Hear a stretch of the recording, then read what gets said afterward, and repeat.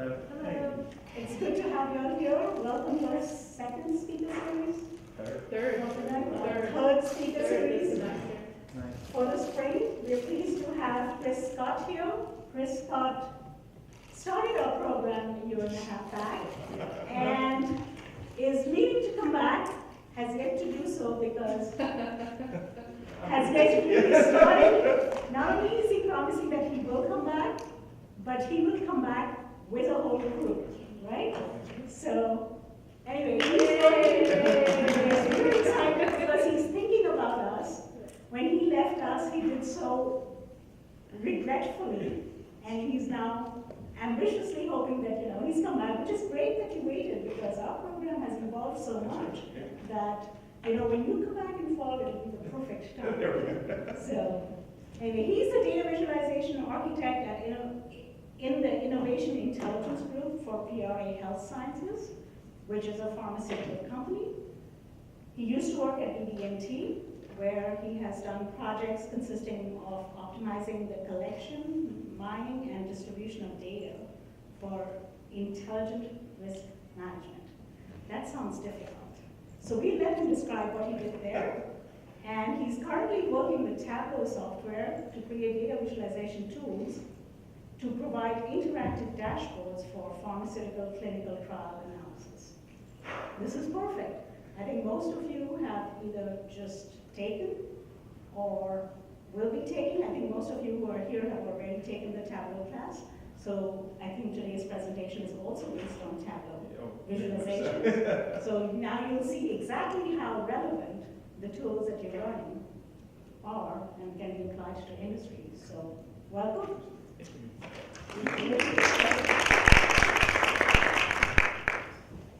All right, thank you all so much for having me, and let's figure this out. Okay, so we restarted. All right, so my talk tonight is on data visualization.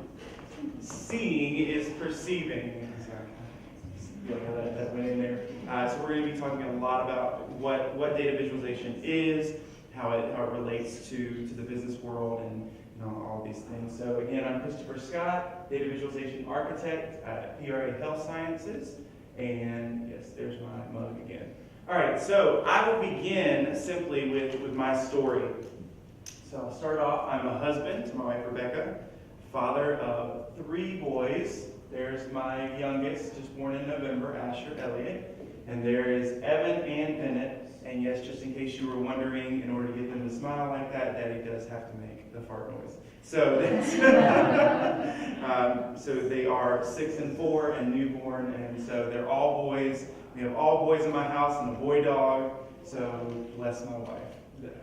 All right. So I am an ENFP, and you're saying to yourself, how does that fit into your bio, and how does all that work? So it means, in case you don't know what ENFP stands for, I'll give you the hint. It means I'm extroverted, intuitive, feeling, and perceiving. And yes, I did take the test again this afternoon just to make sure I really wasn't ENFP. So I'm in the ranks of Mark Twain and Walt Disney. And so what you'll see kind of over the next 45 minutes is that this industry is really all about not just the data side of things, and those of you that have taken Tableau know, and you've seen Tableau, know that it's not just about the data, the left brain, the numbers and logic and critical thinking. It also involves kind of the right brain, the so-called right brain, creativity, innovation, color, emotions, all of that.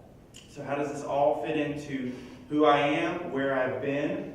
So as she said, I did start. Oh, and this is my beautiful Mercedes-Benz actually created this ad. And that's the kind of ad company I want to work for. The whole left brain with all the analytics, the right brain with the color and the art and that's so splashiness. So, all right. So my story begins at BB&T. So about 5 years ago, I just graduated from my undergrad with a degree in history. I said, what in the world am I going to do with history? I had a new baby who was just born. I had a wife. We had a mortgage. And we had a life that we had to pay for. So what am I going to do? So I started selling life insurance. And you're saying, God, how did he become a data visualization architect in life insurance? So I stayed in life insurance for about a year and a half. decided it was time to move on and need something a little more challenging, a little more technically oriented. So I applied for one of the first jobs that I saw as a technical analyst and had no idea what I'd be doing, knew it had something to do with analytics, and so I took a shot. Well, my boss at the time also took a shot on me, knew I had no experience in SQL, no experience in databases, no experience in data visualization, any of that, but just said, I can see something in you, really saw the ENFP in me, and said, I know that you have something, you have that something, as the French would call je ne sais quoi. So he said, I'll take a chance on you. So I sat down my first week, and we kind of went through the whole learning what databases are, learning how to use Access, really getting into Excel, and learning all about the data that we had. Well, after the first week, I was really in over my head, and my boss said, "Come into my office." So I'm like, crap, I'm out of here. Well, he actually sat me down and said, "I've got a special project for you." I'm like, special project. He said, "Yeah." He said, I don't really have the time or the energy or the know-how to get this where I really need it to go. I was like, what is this? He's like, well, you know that piece of software that's been sitting on your computer that I told you was there, but I've never really had you do anything with it? Well, that software is Tableau. So I need you to create these dashboards and learn the software, spend all your time in it, go through our data, and deliver visualizations. Okay, well, I'll take this on. So about 6 months later, after working in Tableau 100%, 8 hours a day, 5 days a week, even 6 days a week sometimes, I walked into my boss's office and I said, I hate to tell you this, but I haven't really been doing much else other than Tableau for the past 6 months. He goes, I know, that's fine. Just wait for it, and just be patient. It will all come together. So certainly a month later, we delivered our first interactive visualization, which I'll show you later tonight. We delivered our first interactive visualization. A fraud analyst that we paid lots of money came in, and he was analyzing our system, said, I've never seen in my 20 years of analyzing fraud anything like this. And I was like, really? My Tableau dashboard that I've been using it 6 months, and you're so impressed? So I don't say that to toot my own horn. I say that because those of you that have worked with Tableau, those of you that have worked in data visualization, know that it's really just a small step it takes to get kind of over that hump and really deliver very valuable insights. So that was about 3.5 years ago. I've been using Tableau, created some good applications, good visualizations. My thought process was, okay, I can do this for the fraud. So that's the intelligent risk management piece. I can do this for the fraud. How can I expand this? How can I send this to everywhere across the bank? So I decided to go into the enterprise data office.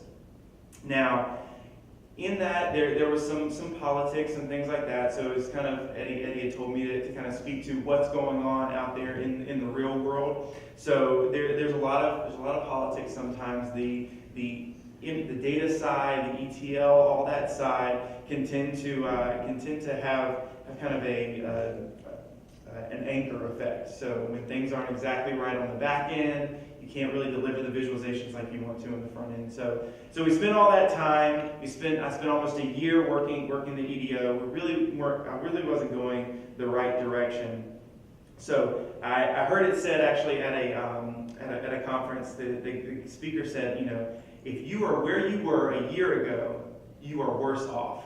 So I said, well, I was creating Tableau visualizations. I was doing all of this. I was on a upward trajectory, and now I feel like I'm sliding way back down to where I was even well before. So I'm definitely not where I was off. Okay. And then I got another article, LinkedIn. Thank you, LinkedIn. It says, Are you too good for your job, or does your job deserve you? And I said, okay, well, is this a sign? So there was a part in there talking about personal growth. And this is where it really hit me. It says, if your job is turning your brain into jelly and has you feeling stuck or sliding backwards, they can't pay you enough to compensate for the damage they're inflicting. This new millennium workplace is all about your portable marketability, No one will sympathize with you on your next job hunt if you say, it's not my fault, I've stagnated. My last boss didn't give me any room to grow. Yes, so here's some amens. All right, your development is your responsibility now. If your current job doesn't give you the learning experiences you need, there are plenty of other employers to choose from. So I say that also because of where you are right now. The opportunities and the growth and everything is literally at your fingertips. I mean, I say this as someone who just kind of heard about the program, and I was not even connected sitting in these seats. And so I know the opportunities are right at your fingertips to learn, to grow, and so it's nobody else's fault but your own at this point. If you don't grow, if you're not challenging yourself, and that's true to wherever you are. So that's where PRA comes in.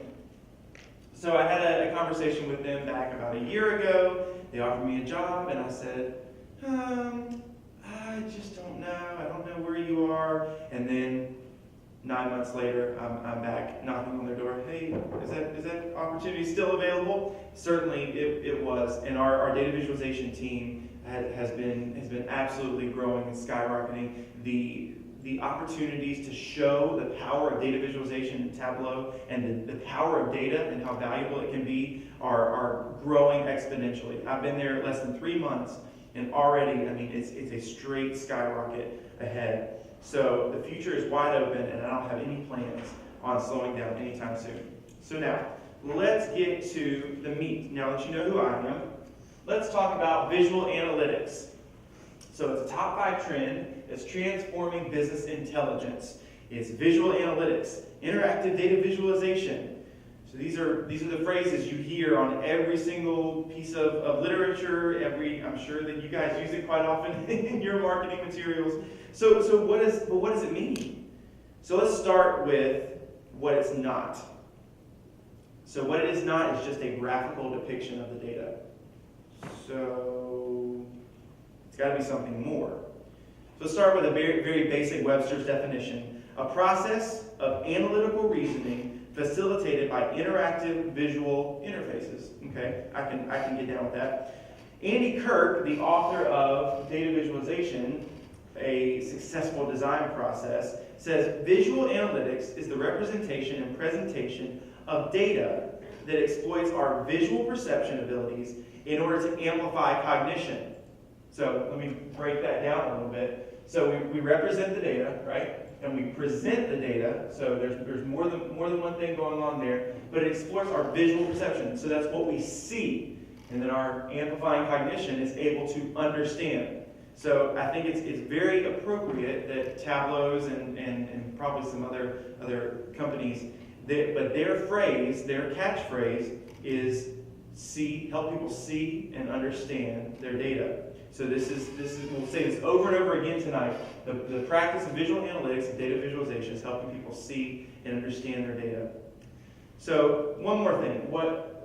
There are 3 steps in kind of good data visualization. There's exploration, analysis, and collaboration. So we get to explore the data, analyze the data, and really, if you've got those 2 pieces and you can't share it, it doesn't mean anything.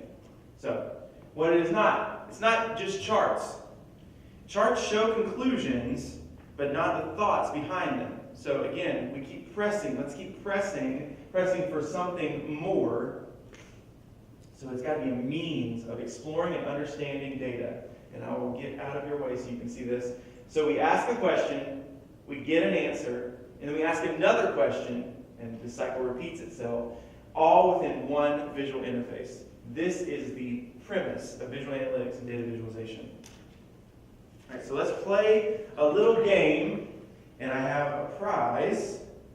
I have 2 prizes. They're the same prize, but I have 2 prizes tonight for my little games. A handy dandy, fresh off the press, not even available in stores, Tableau t-shirt. So we're going to play a game called Count the Nines. If you've seen this and you know the answer. Anyway, all right, we'll play Count the Nines. All right, I've already given you 5 seconds. All right, I will give you 10 more seconds.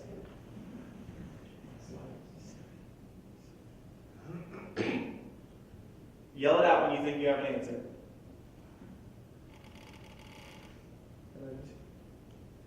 You're 11? 40. Nope. Any guesses? 3. Nope. 7. Nope. 6. Come on, Michelle, you've seen this presentation before. 9 nines. Nope. 8. Nope. Whoop. 2. 10. Now, for those of you that can't count, how about we make it a little bit easier? How many do you count now? Maybe a little bit beyond that. You can adjust the lights. Everybody see your 10 now? This is data visualization. This is making the data easier to see and understand. All right. Christian Chabot, for those of you that don't know, is the CEO and co-founder of Tableau Software. When asked why he co-founded Tableau, he answers simply, making data easy to see and understand is one of the greatest opportunities of our time. So I think we can all agree with that. There's data everywhere. Our clients, our colleagues, ourselves want to know how we can optimize and harness the data. So now we need to make it able to easy to see and understand. So again, the same premise comes up over and over again. Ask a question, get an answer, and ask another question, all within one visual interface. All right. So why do we have all this data? What do we want it to do for us? Here's where we're starting to get to the point. You want your data to tell a story. Going back to the idea of thinking, asking a question, getting an answer, and that leads to another question, which leads to another answer. This idea of stream of consciousness. So it's maintaining your train of thought without taking your eyes off of the data. Now, we first saw this in the early days of the web with Mosaic, the Mosaic coding language. When people first started getting the idea of stream of consciousness exploration via hyperlinks, it was a game changer. So think about every time you're on a web page and there's a hyperlink right there and it takes you immediately to another web page. You don't have to go up to the browser and type it in. It's this immediate stream of consciousness so you don't lose your train of thought. The same concept of where we're asking questions, we're getting answers is wrapped up in this cycle of visual analysis so that one thing always necessarily leads to the next. So here, is there no, it doesn't matter. All right, so you start with your task at hand, you get the data, you find the structure, you organize a view, develop your insight, you act and you share, which that sharing necessarily leads to back to number 1 with the task. So if somebody's got a question, you answer that question, naturally going to leave them with more questions. Let's go back a little further. Here's my next and final question. So I'm going to show you a picture here. And it is the very first data visualization. It is Napoleon's March, depicted by Charles Minard. Can someone tell me what year this visualization was created?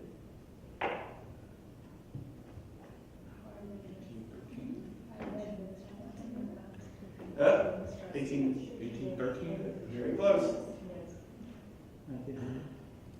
No? 1803. Nope. What?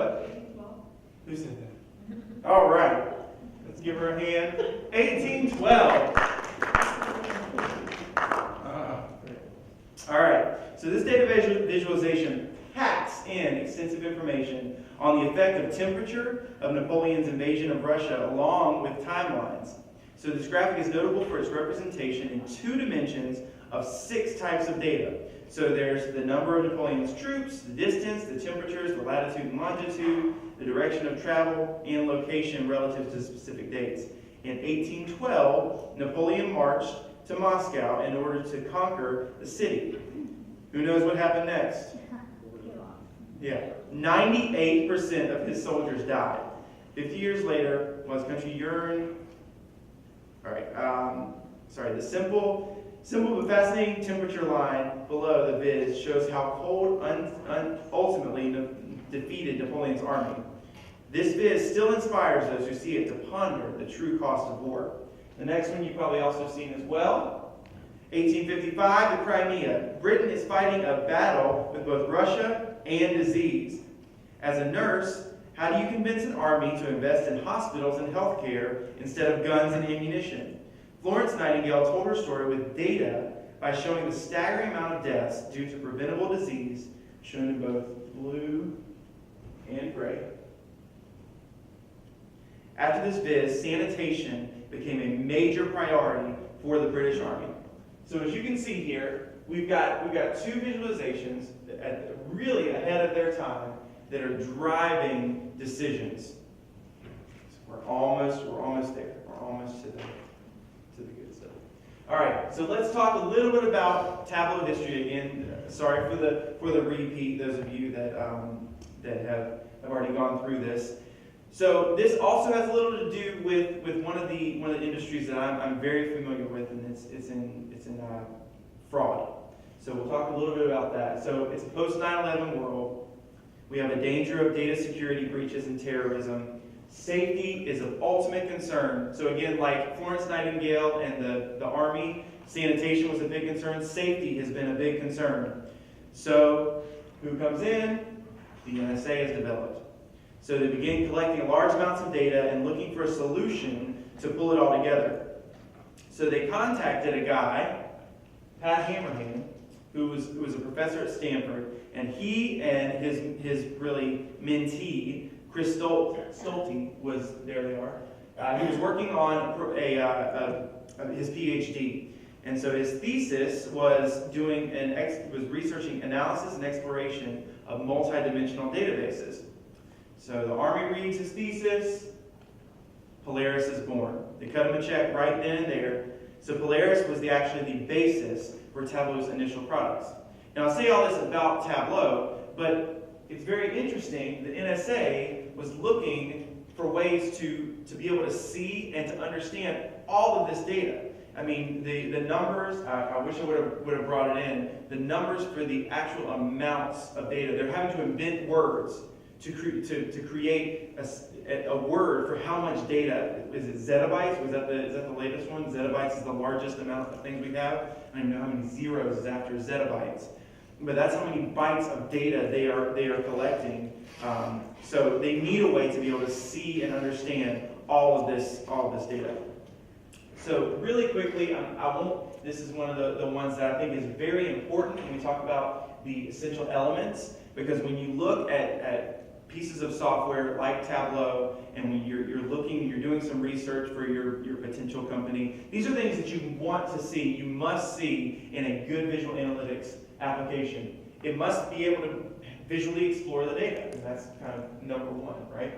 An augmentation of human perception, it must rely and get its strength from human perception, so the eye, what you can see, what you can understand. Visual expressiveness, so allow you to do more than just create bars and pie charts. Right? Automatic visualization, so the idea that you've got your data, you immediately put it in your frame, and you get a visualization all within one kind of interface. Visual perspective shifting, so this is one that I was not super clear on why it's multiple images are intimately linked. So a selection on one shows shifting among alternatives, visualizations of any given data is effortless. And then this one also visual perspective linking, so multiple images are intimately linked. So if you've got a quick filter on one, it's changing the other, so you're getting that idea of visual perspective shifting. And finally, the most important, in my opinion, because I dealt for years with not being able to share my insights except for with a small group of people that either had Reader or other versions of Tableau Desktop. But having to cut and paste these beautiful visualizations with all this interactivity into PowerPoint or into an email or into whatever, it killed me. And so to have a piece of software, it must have this idea of collaborative visualization, because, as we'll talk about in just a minute, the idea of driving decisions and intelligence relies on the fact of sharing your analysis. All right. So, which tool is right for you? And I have done this in multiple companies. I have said this to lots of people. If you have seen the Gartner Magic Quadrant this year for 2016 for business intelligence and analytics platforms, you see, once again, for the third year in a row, Tableau is on the top, followed by ClickSense, ClickView, and Microsoft, their data visualization. So when we talk about all of those 7 key elements, we talk about what a software can do, we see these companies are within the top quadrant. They are leaders in their field, and they have they are visionaries. So they're leaders and visionaries. So I say that because there are a sea of BI tools. And in the future, one day, you will be asked, I guarantee, if you're in this room, if you're listening to this talk, you will be asked, which one? So we looked at those components of a good data viz tool, and you know, this company didn't just create this out of thin air. They used a lot of metrics, they used a lot of information to find out which one is the best. And so this is not a Tableau talk, but it does tell you these things. If you're not going to use Tableau, if you're not going to use any one of these kind of top tier softwares, really think about what you are offering to your end client. All right. So this one is how Tableau kind of fills the void in a typical business environment. I really love this. A good friend of mine who also was on the board here, Chris Schultz, created this when he was working at Blue Cross and Blue Shield. So as we see, there are your typical casual users. There's your typical reporting that exists up here in the top, and then we'll dive down because I know a lot of what our teachers are learning here is all about SAS, doing your very in-depth advanced analytics, right? And so we have this really large chasm. You got some business objects, dashboards, some web intelligence, things like that. But there's a really big chasm, and even I'll go so far as to say throw not just Crystal Reports in there, throw Excel up there, right? In the casual user reporting, yes, it can kind of dip down, but as you see, there's a need in this general region. So replace Tableau Desktop and Server with your tool of choice. There is an obvious need for something to be able to do discovery, to analyze, and to monitor, as well as to help your analyst and power user and your data scientist to be able to share their insights without having to create something in SAS or without having to dumb it down and throw it into an Excel spreadsheet, right? So we need something besides static reports. We need something that can handle multiple data sources and something that offers us a real-time solution. Now here's where the fun happens. Actionable intelligence. You're not excited about that? So what is actionable intelligence?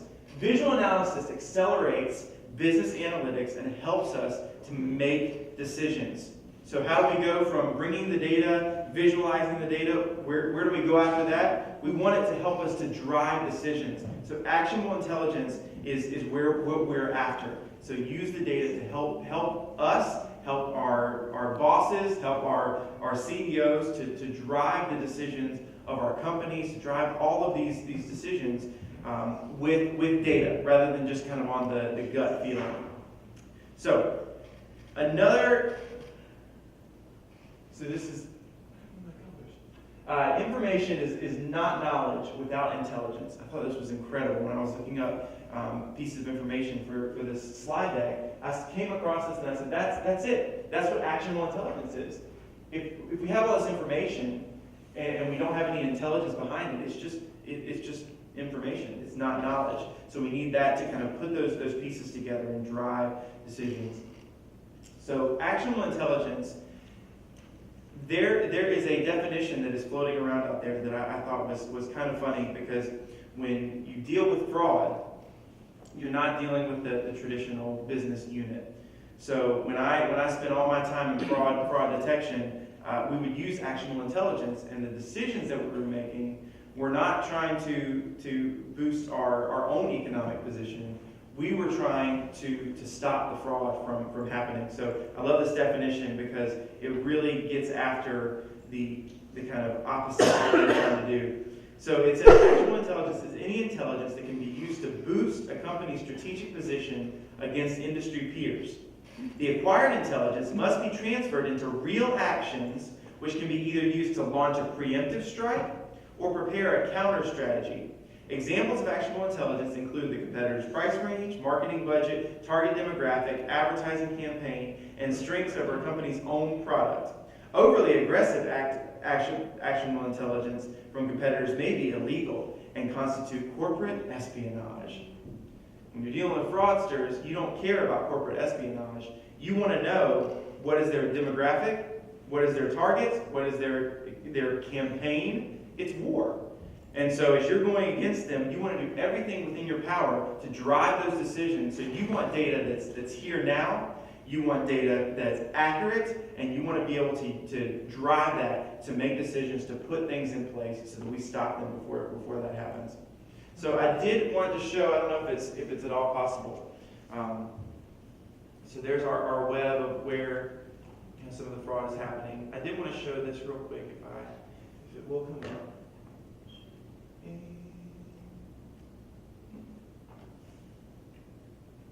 we go. All right, and so I will show now.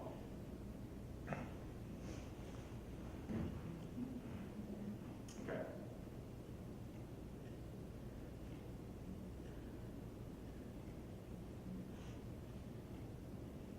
All right, so these are some visualizations that you have seen before if you have looked at Tableau at all. This, however, is a visualization that I created specifically for fraud detection and analysis. Actually, I'm going to go to the other one because I'm not going to waste your time on that one. All right. So let's break it down. There's a lot of stuff on your screen. I'm not going to go into each and every piece of it, but how do we monitor fraud? How do we monitor where this activity is happening? So we have a large data set, but it's not very complex. So we basically have some key elements. We have a specific code for your merchants. We have states and then countries. So we want to know where are these fraudulent activities happening.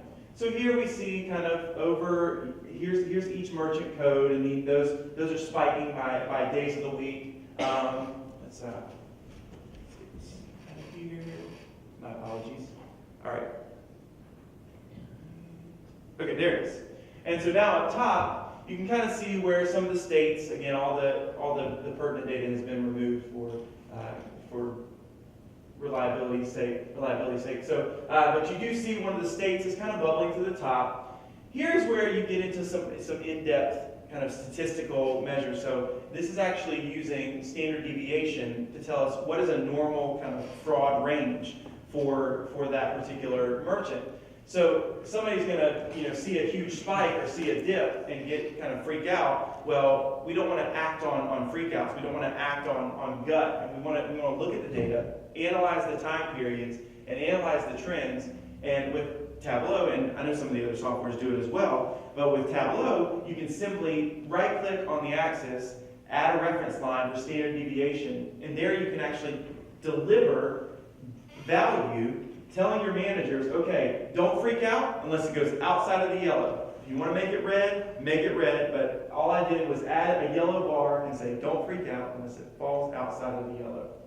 And this actually allowed our analysts to go through on a day-by-day basis and to monitor where the fraud was happening in each state and in each country every single day. So every day it was being refreshed, and as of right now, they're working on a process to do an hourly refresh on the data so that they can see every single hour where are the fraud pockets happening, so they can put rules in place to stop that fraud before it gets too large.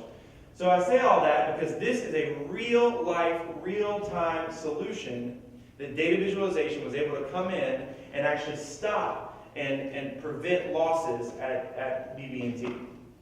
And so that is. Can I stop you? Absolutely. Was there any surprises? I think to see the standard deviation was a big one. It allowed, because all the spikes were treated like fire drills. And so, I mean, that's typical with most companies. When you see a spike, you're gonna freak out, or you see a huge dip, and especially if you're talking about profit. We're talking about fraud here, the anti-profit. When you see a dip, you're gonna freak out. Whereas if you've got the standard deviation, you know what's normal. You're gonna see them and rely that the data is guiding your actions. It's guiding your knowledge. One of the biggest things we did find out. I'm actually glad you asked that. Because what you will notice, those of you that haven't used Tableau. So if you'll notice, there's quite a few countries that are grayed out. The U.S. in particular is grayed out. Why? Who knows why we would want to gray out the U.S.? You have the visualization to the left that's showing kind of more. Yeah, that's a good answer. That's not exactly why. It's skewing the results. If we're an American company, we're obviously going to have a whole lot of fraud in America. So we wanted to know what's going on all around the world, and if America has, I'm making up a number out of the top of my head, $100 million in fraud, and the rest of these countries are circling around 100,000, it's going to skew the data.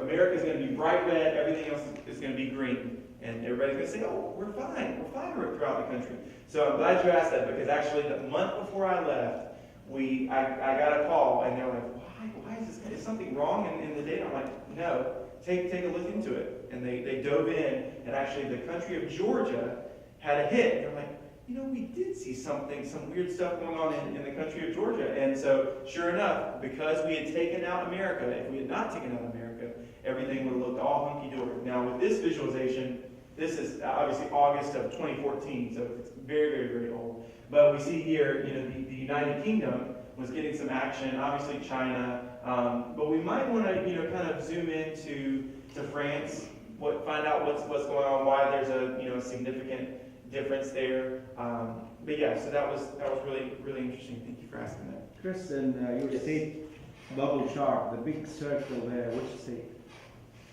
This state is probably the top one. So unfortunately, when I did this now, I have had almost a year and a half, almost 2 years more experience since then. When creating these, you want to make sure that your color scheme is done on a filter and not a parameter, because it will keep these on a constant color scheme. So wherever this $3 million lands, that's what's going to be your hottest. Whereas if you use a filter, every single date will show from high to low. So this one may be greenish here, but it may be red compared to the rest of the points for that day. So again, I would probably use the filter here instead of the parameter, but chances are, I think that top one was like California. I mean, no big surprises. California, New York, Florida, with Miami being there. So those are kind of, those are the areas. As you can see, this one, I usually have interactivity with mine. I can cycle through there. But usually Florida, New York, California were the big ones. So those kind of tend to bubble to the top. And really, all these serve to help the analyst to see what to look into. So this is not something that's going to be the end all be all. It's going to help to pop. This specific dashboard was called Big Changes. So they want to see where are the pops at, and that's where the color really helps you to see the pops. All of the heat maps help you to see where the trends are popping. Any other questions? This is really interesting. I can talk about this for a while. Quick question. Yes. So your fraud investigators tell you exactly what metrics they're interested in, and then you build it visualizations? Or Yes. So for this one, it was exactly that. I sat down with an analyst who was looking at all of this in Access on a spreadsheet, and they said, we want to see, we're looking at these key metrics. We're looking at, these merchant codes, these states and countries. We want to see, a trend line, and that's pretty much it. I mean, again, this is not complicated. I mean, we have 3 basic fields here, your merchant code, your state, and your country, and then your amount of confirmed fraud. So, I mean, that's really all they're looking at here. So So they already know what they're looking for, they just want you to make it more accessible for them to. that's right. And so, yeah, so when you look at either a day old or a week old Access spreadsheet or Excel spreadsheet, you're going to have to kind of dive through the data, look at where kind of the numbers, do your filtering, see what's coming up to the top, and it's a lot of what is it called when you go from one tab to the next in Excel, when you Sheets. yeah, but it's when you're taking pivot tables.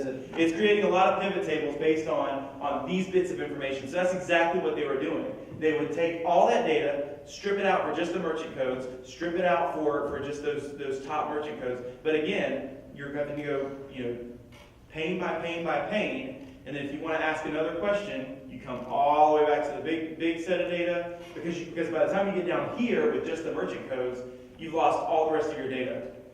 So you keep a few things, and you're all the way down here. So now you have to go all the way back. So this is where, again, asking the questions, getting the answers, all within one visual interface comes into play. All right.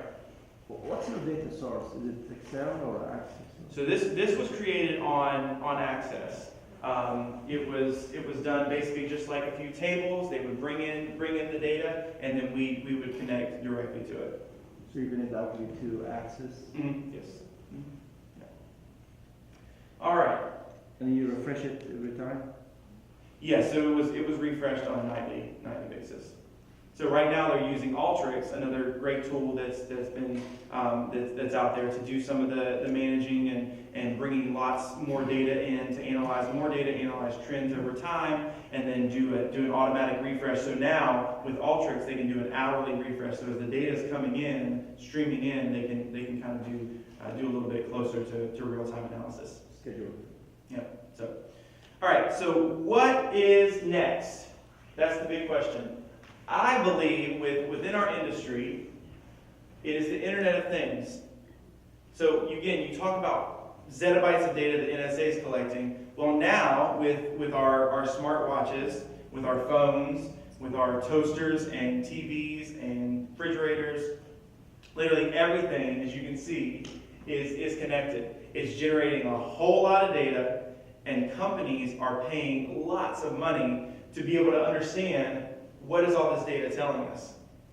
So this is where real-time analytics, data visualization, helping people to see and understand their data really comes into play, and is going to come into play for the foreseeable future with all of this data coming into us. So again, I think the NSA is still really active in everything. I mean, certainly we know that terrorism is not slowing down. I mean, we know there's always there's always things going on, and so the NSA is ramping up with all of this. So government and self-service analytics are becoming friends. Visual analytics becoming a common language. Things like data integration is really getting exciting with these tools. Advanced analytics. So this is one thing I want to pause on. Advanced analytics is no longer just for analysts. So yes, so you will all probably be hired by a company, and you will be expected to do analysis. You will be expected to do Tableau. You will be expected to do whatever in your field of study. But the key is that we don't just want a whole room of analysts. We want to democratize the data. We want to make the data available for everyone, and then give them the tools, put the tools in their hands so they're so stupid simple that really anyone can use them and gather real value and intelligence from their data. So we want to make analytics available not just for analysts anymore. We want to make everyone an analyst. So I'm not saying it's going to put you out of a job by any means. I don't foresee my data visualization job going anywhere anytime soon. But I do constantly strive for every single person that I talk to. How can you derive intelligence from your data? How can I help you to use this tool to glean these insights for yourself, so the next time you have a question, you don't have to wait for me to develop something. You can ask the question in yourself, look in the data and be able to glean those insights. So I think cloud data is getting really big. Analytics Center of Excellence is becoming excellent. So it is a real thing that we want to strive to be the best that we can be, and be that center where everyone comes in and can learn and glean insight from. Mobile analytics stands on its own. So most applications now have a mobile device app that is no longer just a watered down version or just a picture of what you see on your screen, but it's actually real-time analytics using actual data and being able to drag and drop and manipulate the data on its own. So again, number 9 on this list was people begin to dig into IoT data. That's why I think it's so important. And new technologies are rising to fill the gaps between, as we've already discussed, that kind of ETL data back layer into the presentation front layer, the Tableau. So there are many technologies that are coming along to help move that process. And again, I think it all goes back to number 5, where we want to advanced analytics to not just be for analysts anymore. Because I think the ultimate goal is that someone comes in with their data and they can themselves, with all the tools in our toolbox, come out and deliver their own applications, their own visualizations with all of that. So again, how does all of that big data funnel in? So everything from images, databases, sensor data, location, emails, clickstream, social, HTML, funnels down into actionable intelligence. So what are we doing in here to drive this one little nugget of truth, this one little nugget of action? So I do believe, honestly, that's why I'm so excited about the program, because the tools and the knowledge that you're gaining here help to make this possible, because really, in the end, all they care about is, did I get my data? Was it correct? And did I get it on time? And is it helping me to drive those decisions? So now, you guys have asked some excellent questions. I will now open it up for any further questions, anything. Guys, yes? Just a quick kind of observation. I really agree, you need to empower people, empower users, but you first have to, kind of like you said, answer your users' questions first. Because one time I was mentoring this summer intern that we had, one of the C-level executives was kind of curious about how power was being utilized in our organization, and he was coming up with all this really, really fancy stuff and been working on it for months, but he didn't come up with just how much power is being used by each of these organizations. So I'm sorry, you failed. Yeah. I says, get all of this stuff, get him what he wants first. That's right. And then give him all of the ability to drill down all of the other stuff. Listen to the voice of the client. That's always exactly. That's how it comes over. Because after he got done meeting, this intern got done meeting with the C-level person, said, thanks, Gary, you saved my life. Because I would have failed, he said. That's right. This is kind of a lesson that. No, absolutely. I think there's a long, like I said, there's a long way to go before we get there, and but I think the tools that we have now are growing, are helping. I'm just going to say, knowing your audience, like answering their questions first and empowering. Certainly, 100%. Anything else? Yes. I see in all of the push for data, make the data available to the users, make the tools available so that they can build the visualizations. One of the things I see lacking a lot of times is any discussion about security. Because if it's noise to you, it's noise to your competitors, it's noise to everybody, etc. But we're looking for a competitive advantage. So the moment you start demonstrating an interest in a venue, a particular type of data, and you're going somewhere with it and it's valuable, now your competitors are interested in where you're going. So if that isn't secured, if that whole process isn't secured, they'll get a view into what you're doing. That will give them a competitive advantage because they'll know where you're going before you get there. Yeah. I think there is, I think more the question on security really revolves around more of the gathering and access to the data. I mean, I think certainly the competitive advantage between companies is key. But I think the real milestone for security. And there are a lot of people, I don't think a lot of people are talking about that as much, but there are a lot of, all these companies are very concerned about access to data, about seeing, other people seeing the data. And I come from a military background. So intelligence has been my field for decades. And not just the information that you gather, but what you want to do with it. Once you've gathered that intelligence and once you've digested it, that digestion, those visualizations themselves become classified because you don't want anybody to know. You'll gather information from open sources. That's not classified, but the moment you've demonstrated an interest in specific open sources, that becomes classified. Sure. And I don't see in industry the same understanding that where you're going with data needs to be protected just as much as the data itself. That's a good topic for discussion. Absolutely, I agree. You work for PRA Health. Yes, Yet you have no science background. that's right. Are you the only one in the data visual group that has no, biology, chemistry background, or is that what they look for someone who had experience with visualization?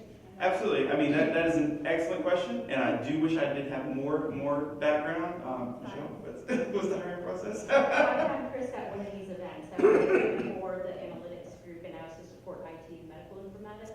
I think what's important is that with big data in general, the skill set's being sought after by multiple industries. I think we have a team in KCI, the largest grouping outside of the KCI area is actually Walmart, except for no one cares to live in that area as much as KCI.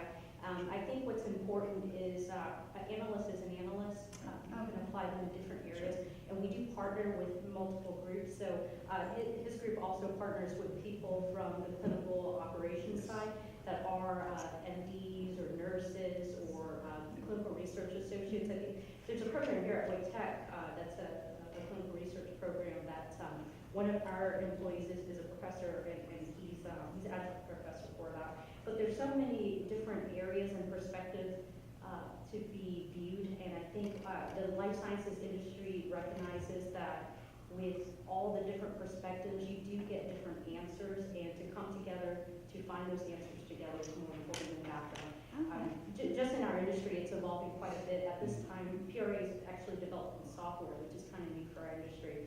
And there's not really, there's one other company in the area that's also developing software, but just to run some agile type of methodologies in the FDA environment is kind of treading new ground. So I just kind of joke with them and tell them, they're getting cool points, basically, for treading new ground. So that answered that question better than I could have. But yeah, I mean, I would say data is data. I knew very, very, very little, but again, listening to the voice of the client, understanding where, what they're asking for, getting the data in your hands, diving into it for yourself. No, I mean, so I think that, I wouldn't say that I hope I have not, I don't think I've hindered PRA in not having a clinical research background. I think we've already, I probably can't say what I want to say, but what we're doing, I mean, we are doing amazing things, and we are above our competitors in the industry because of the data visualizations that we are, and we recently just seen that. So I don't think that I have hindered PRA by not having a clinical science background, but I think that, both of those together would be obviously a slam dunk. Right. But data is data, and so I think it's, it's all about all those things. I have one other question. I have a family friend who bought a business about a year ago, and so I got data from Quickbooks from this individual, and I was planning on using Tableau from my last semester's class to sort of see what I can do with that data. I've had to go through, of course, Quickbooks will summarize the net income and et cetera. So I've stripped all that out. I'm not so sure I have the data down to the level I really should for Tableau, but have you ever dealt with data a little maybe more summarized, or in your? Yeah, so sometimes that can actually be easy. You can kind of use that in your favor to just portray, because QuickBooks is, they're gonna want to put the big things out front, so that they're going to summarize. They're going to say, this is your net income, this is your gross, this is, This is what you're going to make, next year if you keep doing the same stuff. So they're gonna give you those bits of data. And so oftentimes, it's good to start with that, and then to strip it and to say, okay, this is where you're at on a whole, 50,000 foot view. Then strip it out and then come through. I look at that as an advantage sometimes. So as I play with data, then, I'll say, no, actually, I'd love to see your daily sales versus, That's right. oh, okay, all right, thank you. Yeah. So I think you're providing insights and analytics, more so than you could ever do with QuickBooks. Oh, yeah, You should just dive these into this. spreadsheets, and, so. Certainly. Any question? Visualize. Yes. I have a question on, you showed on the fraud analytics, Uh-huh. and you're looking at the metric of standard deviations Certainly. beyond, which is a very, it's a basic measure of fraud. And I'm guessing that you're still not picking up a lot of fraud with that kind of measure. What I know that Citibank and the other, there are banks who are now using advanced analytics tools, which we are teaching our students. You're using the data mining methods, you're using the neural networks to try and find, because now you're no longer looking at an average and deviation from the average, but there's fraud within that average, right? So you are actually networking each person's, each individual's behavior. So to go back, that was confirmed fraud that we already knew somebody had either called in, they had said, got the call, was that fraud? Yes, 1 for yes, 2 for no. So those were confirmed fraud cases, and that was where the volume of the fraud was occurring. What they did, that was 2 years ago, and so what they did was they built off of that and those concepts, and that's why we needed something bigger than Access, because they did want to look at all of the data, so all of the non-fraud claims, all of everything that was coming through, and so you need something a lot more robust than Access to be able to bring all of that data in to then analyze it. Because you're right, we're talking defects per million, so we talked about that a lot. That the actual fraud compared to the number of transactions is microscopic. And so in order to be able to analyze any trends within any fraud, you have to take out all the stuff that you know is, or that you assume is not fraud. You know there's fraud in there, but then you have to analyze the trends based on what you know. Right. And take those concepts and then roll them up into all of the transactions, and that's where all of the rest of the tools that come in. Exactly, because Tableau has its advantages. Yes. In, like you said, this whole middle part, which is missing, Yes. is central, right? We have to know what our data is telling us currently to be able to move to the analytics part of it. But there's a lot that Tableau cannot do. And I think that we have to, as much as we espouse the positives of Tableau, we have to recognize that in the world that we are moving towards, I think we are going to see more advanced analytics tools probably tied with Tableau, or actually, complementing Tableau. And that was my number 10. New technologies are rising to fill the gaps, like Alteryx for one. That's just one of the small examples of a tool that does what Tableau cannot do, and it joins the data sets. It does. It brings everything from the back end, and then it particularly relies on Tableau as that front end. And so there are people. I think a lot of the companies are going to start. Instead of trying to go out and be the catch-all, which is what I think a lot of these companies, MicroStrategy, but a lot of these companies are trying to do. They're trying to do a catch-all and be the Swiss Army knife.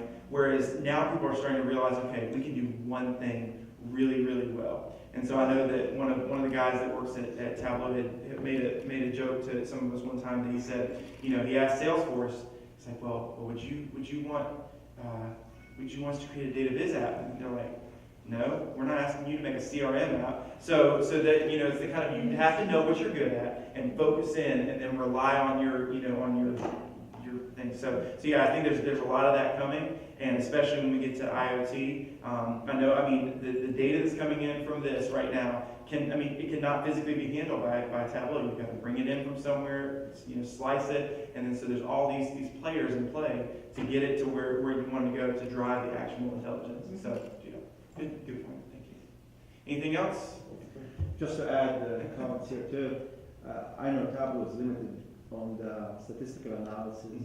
So one of the things that for me. I'm just curious about if you integrate R programming inside that, because that's where the power of statistics coming from functionality in the libraries, that you can feed it in the script inside the Tableau, then you get like two packages together. Sure. So I'm just curious if you are working in that area or something in the future. So yeah, I mean, well, again, I don't work for Tableau. I am an ambassador for our user group. No, so I mean for your if you- projects. Yes, so for my projects, no, we have a back-end team, so this has been one of the few, okay, let me clarify the statement that chances are you will not be in this position at your first position if you are not already in a position. You will not have a team that's solely developed to your back-end ETL, data development, and then the whole team develop data visualization. You will have, chances are, have to do it all. So let me just say it for that. But for what we're doing right now, we do have a back-end team that is developing all of our processes for bringing the data in.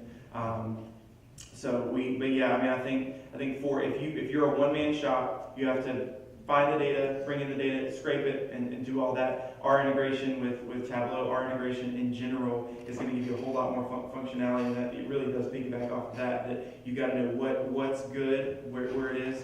A lot of the tools, I mean, I just know Alteryx, so I've seen it, and they have an R package that writes the script for you and does all that, and does some of the statistical analysis, standard deviation, linear regression, things like that.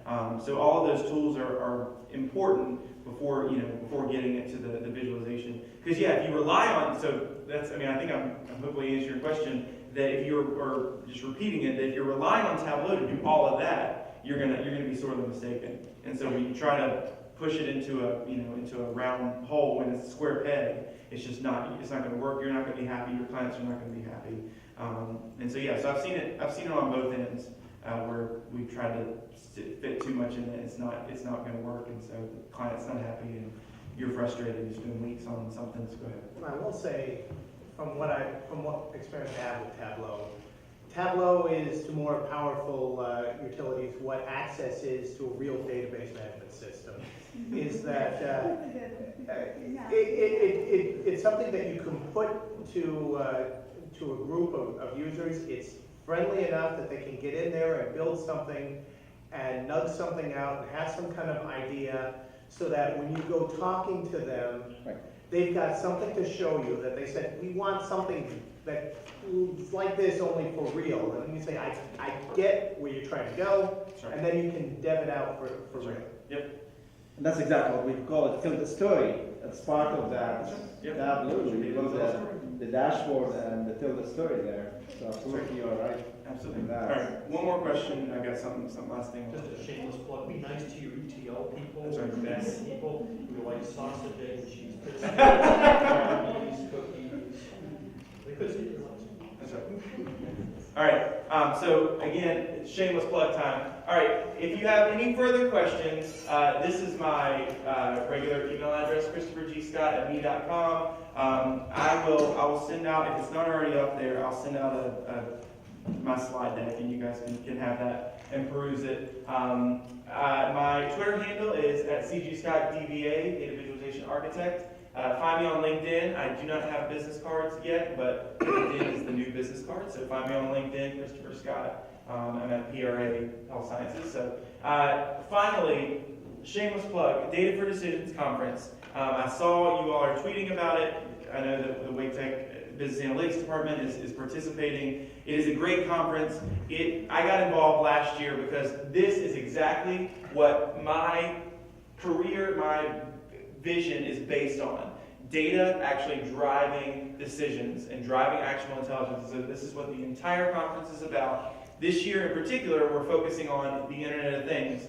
And so another shameless plug that I will say, I am hosting a panel on craft beer and IoT. And so there will be folks all from around Raleigh. Sumit from Lone Rider he was one of the pilots of one of the programs that actually started here in Raleigh for IoT analytics in the craft beer industry. So if you're interested, if you like beer, if you like IoT or data, please come to the Data for Decisions conference, and my session is on Tuesday. There will also be a big 55-foot truck for all things IoT, all things you can do with it. So that's going to be really exciting. That's on Tuesday, and then obviously the job fair is on Wednesday.